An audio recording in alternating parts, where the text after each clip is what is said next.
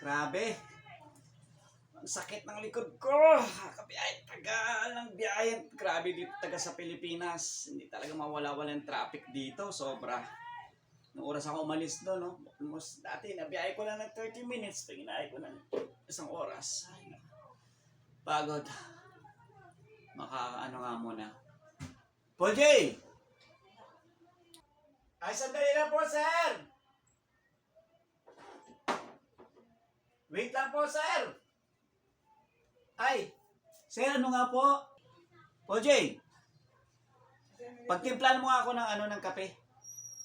Kape? Ay, sige po, sir, sandali lang po. Sir, wait lang po. Sige na. Mukhang nakapagod ako sa biyahe. Sir, tanong ko lang po, ano po